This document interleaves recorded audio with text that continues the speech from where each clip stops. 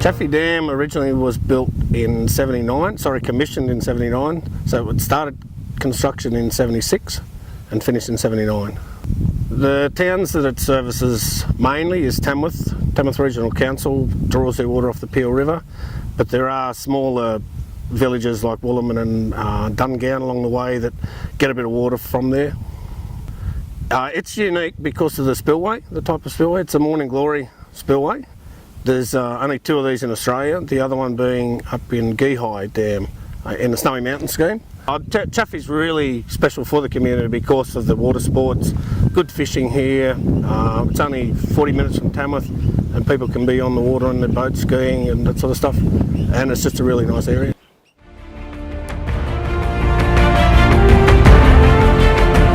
There was a need to augment this dam because over the last 10 years the dry conditions have identified that the capacity of the dam was not enough to supply the downstream demand of Tamworth City Council and the water users. Augmentation of the dam means that the capacity of the dam will now increase to 100,000 megalitres, and that, when full, would provide better security of supply. This will mean less frequent and less severe water restrictions for the Tamworth City Council water users, and also improved water availability for the Peel Valley irrigators. It was upgraded so that we could comply with the contemporary dam safety guidelines. The construction has gone very well. John Holland has put a very professional team to run this project, and they have been able to deliver this to very high standards and to schedule.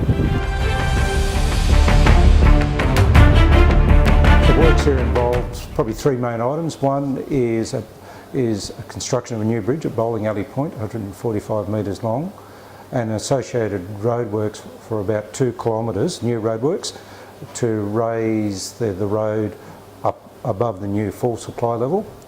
The second item is raising the dam crest by 6.5 metres, and the third item of work is raising the Morning Glory spillway by 6.5 metres. The project's gone very well, and the project is on time and on budget.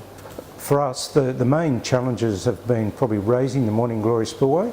There's a lot of temporary works there required to actually get access to the work face, and also doing all the formwork. It's a curved formwork on the inside to a parabolic curve, so it gets the right hydraulic gradient and flow down into the spillway. The other main challenge is, I suppose, is the crest works, raising the crest by 6.5 metres.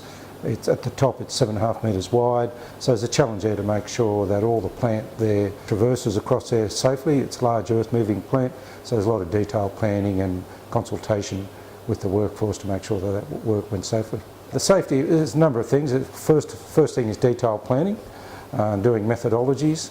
Then from that we do a risk assessment, and from that then we consult the workforce and communicate how we believe the work should be done with the workforce and get their input into it as well.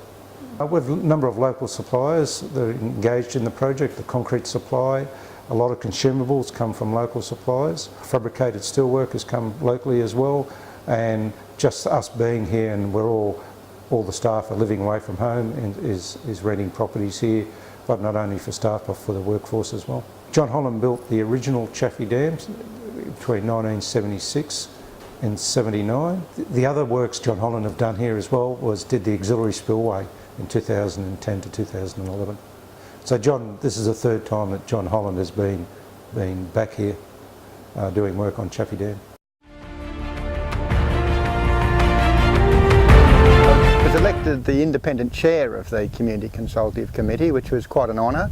I've worked with a lot of land care groups and community groups over the time, but this is probably the first time in this type of organisation where you've got landholders and technical people and a range of issues that come from that sort of mix. The groups met regularly every 3 months. There was the opportunity to go around and see what sort of upgrades were undertaken. So yeah, to be able to go on to restricted areas, and it's all done officially, has been a wonderful opportunity for it. It was quite a varied group, you know, police, Aboriginal interests and fishing clubs, and there's also a trust that had a big involvement in the area, and a lot of their assets were going to be relocated. And so it was good for them to be able to network with each other. Without this sort of committee, they were sort of working in isolation. So you know, the sorts of topics that came up, you know, relocation of an old memorial that really nobody knew about, and it was sort of brought that into to highlight. And at the same meeting, you're discussing the design criteria of the Morning Glory spillway. So, as one of the participants said, it was a real honour and pleasure to be involved with that sort of committee.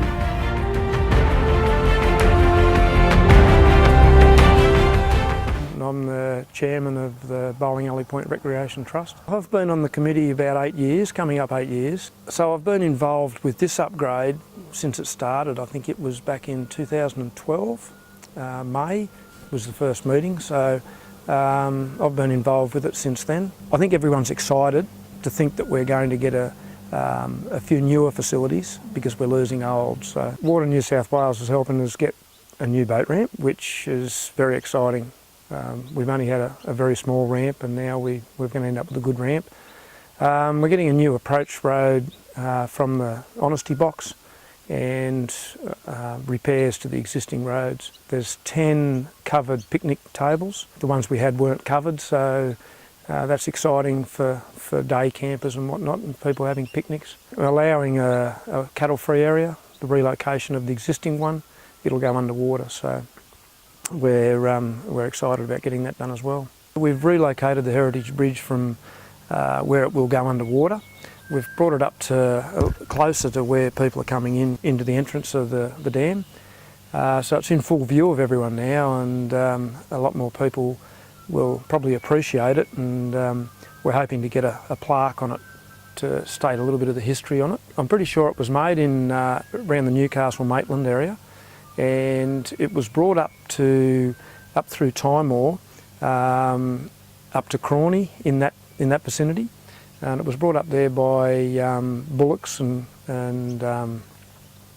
it must have been a fair feat to get it here. So I don't know how it ended up from there to Bowling Alley Point, but anyhow, we've got it, and it's got a lot of history about it. So people should come out here because it's a community thing. This is all for the community, so we feel that people should come and enjoy what we offer. You know, any changes we can get, any improvements we can get, you know, we just get excited about that because being volunteers, we don't have a lot of time to do a lot of things. You know, it's a tough job, and we're happy for any improvements, and these have just been great.